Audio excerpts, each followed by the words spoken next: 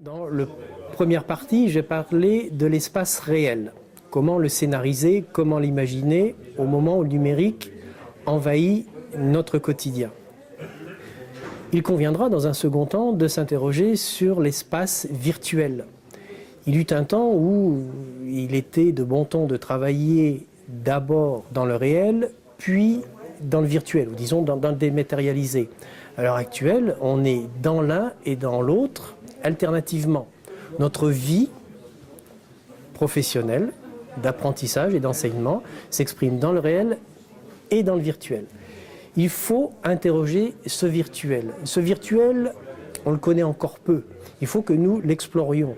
On est un peu dans la posture des conquérants de l'Ouest et nous serions ceux qui explorent le Far Web. Ce Far Web, il va falloir le cadastrer. Quel est-il ? Alors, on peut le qualifier maintenant. On a des classes virtuelles, on a des mondes virtuels, on a des ENT. À l'université, on a des LMS comme Moodle, mais il y a d'autres solutions, bien évidemment. Il va falloir que nous nous interrogions sur la façon d'être. Comment on se socialise dans ces espaces virtuels.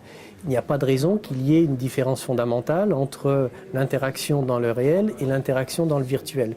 Il faudra donc que nous apprenions à nos apprenants des règles de ponctualité, des règles de politesse, des règles de normes, comment interpeller un enseignant, comment le questionner. Et puis, poser des jalons. Le web, il est ouvert 24 heures sur 24. Or, la vie sociale, elle est séquencée. Puis-je interpeller un enseignant dans les mondes virtuels, par exemple par mail? Est-ce que je peux le questionner à 11 heures du soir? Oui, je peux, mais je ne suis pas en situation d'attendre une réponse dans les 5 minutes.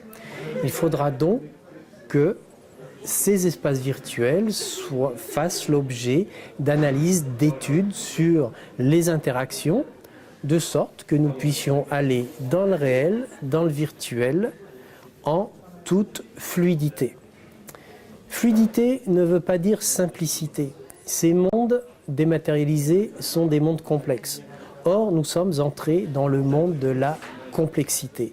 Et c'est cette complexité que nous devrons interroger, complexité technologique, mais surtout complexité sociale.